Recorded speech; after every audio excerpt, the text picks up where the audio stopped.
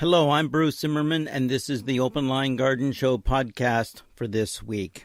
Now, in the wintertime, we have a tendency to try and winter some of the plants from both outdoors, but also we'd like to increase the number of plants that we have indoors. This makes us feel better, it looks after the environment inside, and I think in a lot of ways it makes a home a home. So let's go over a few plants and what they actually will do, or let's say what they require for your home. Now, let's start with Anthurium. Anthurium is one of the harder ones to grow. It's got a waxy green heart-shaped leaf. It comes in red and white and pink. And there's some that are a little spotted. But to be honest with you, these are not the easiest of plants to look after.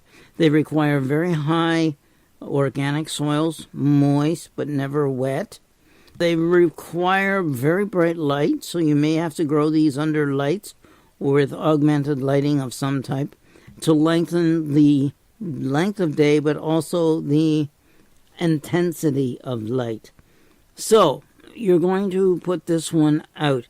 Now, the calyx, which sticks out from the center of this flower, is usually a different color, but it may not be. It could be the same color as the space behind it, but in this case, they are very waxy. A lot of people know this as a flamingo flower. The name that I was given when I went to school, I can't say here. Okay, but you'll never forget the plant and what it cares for once you've heard it. So, in any case, that's the type of teacher I had for indoor plants. When I taught indoor plants, I didn't do that. I relied on people's memory. Remember, 70 to 75 degrees during the day, 65 to 70 degrees Fahrenheit during the night. You need high humidity.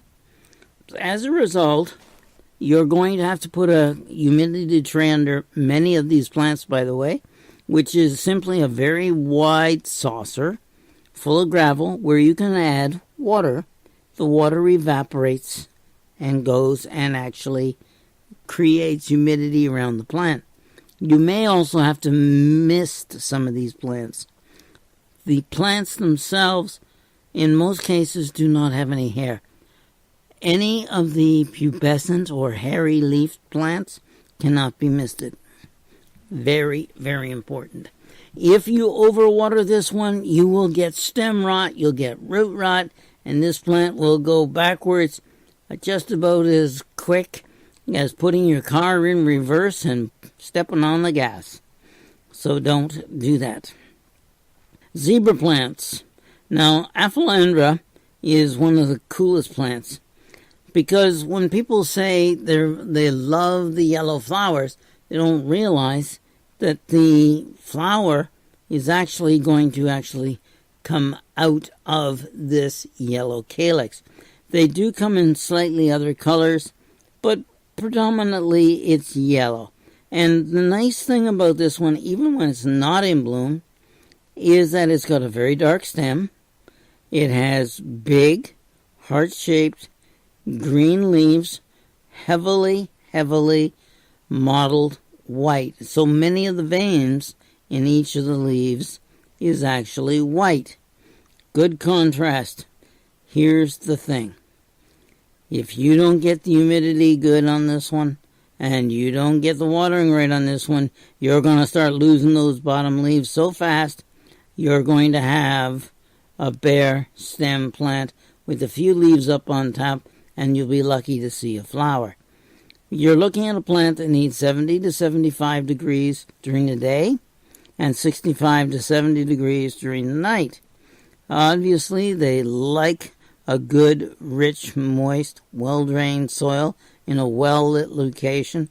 Again, because of the humidity requirements, 50 to 60%, And remember, in our house in the wintertime, that's really hard to achieve. You're going to need to use a humidity tray as I described in the anthurium. Now, with the anthurium or wax flower, this one will require good watering. You're going to find that if you go and you incorrectly water it, yes, you get a lot of leaf drop. You'll get a lot of edges on leaves turning brown. You can miss this one, but don't miss the flower part or the calyx. Okay? It also, if you have really high light, and you can augment the light to being high, you'll get that much more flowers and flowering. Now, Rex begonias was houseplants where when we had cooler houses with less central heating or just slightly warm porches that were very bright with lots of windows that were covered in the front of our house. You remember those if you're old enough. And the Rex begonias are really cool in the fact they come in colored leaves.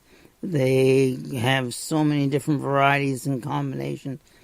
But again, watering is critical, and don't overwater nor underwater, just moist. 70 to 75 degrees Fahrenheit during the day and 65 to 70 degrees Fahrenheit during the night. Humidity tray is not a bad idea. Because this one has a slightly hairy leaf on either the underside, the stems, or on the top of the leaves, depending on varieties, you're going to find you can't miss this one. So, if that's the case, be careful, be cautious, and make sure that you achieve the requirements that they require in the home environment. Now, one of the first plants I ever grew in my bedroom was the wax begonia, and I just sort of swiped a few of my mother's, potted them up. They'd been in the garden for I don't know how long, and put them on the windowsill. Anytime they touched the glass, of course, they froze, they died, that leaf, but not the whole plant. So you can use a wax begonia, and it's not a bad one for kids. I mean, as long as they're careful on their watering, because remember, like all the begonias, they're sort of succulent. They hold a lot of moisture within their actual stems and leaves and plants. And the result is that you don't want to overwater this one. I like it. It comes with green leaves, it comes with the dark bronze leaves, and it comes in red, white, and pink. And sometimes there's a few bicolors out there as well. And that's not a bad thing. Gives you some variety. 65 to 75. See, it's a little cooler. And 65 to 70 during the night. So try those. The non-stop begonias and the Rieger begonias, I consider Rieger begonias getting better and better and better in their breeding. But I always found it harder to grow those than I did the wax begonias. And I never continue to grow the tuberous non-stop begonias. But let them go dormant, store their bulbs, and I think you'll find you might as well go and pot them up and get them going closer to spring, and they will do better. Ornamental peppers. Ornamental peppers are really popular, but there's a few downsides to these guys. One, you may find that some of the ornamental peppers are extremely hot. Two, they attract whitefly and aphids and mealybug and a lot of other lovely insects you don't want in your garden or your home. So, pick and choose, you decide, and I think you'll really like them. Most of the ornamental peppers are edible, but not all of them, and you don't know which one. But most of them are all super hot. And we're talking super hot. so you may not want to. When I was still in school, one of the popular plants was the goldfish plant. Now, goldfish plant gets its name from the fact that the flowers look like goldfish. But there are yellow flowered ones, there are red ones, and there are orangey ones, which is always good.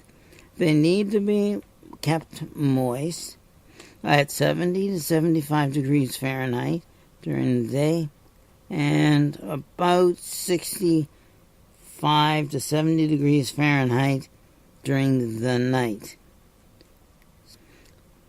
You have to be very bright light to get flowers in the wintertime, but this plant is well worth growing, has a tendency to flower along the stem better than some of the other varieties in this family, so you may go and actually like this one. Remember, 70 to 75 degrees Fahrenheit during the day, 65 to 70 during the night, and don't over water this one. Nice one. I do like them.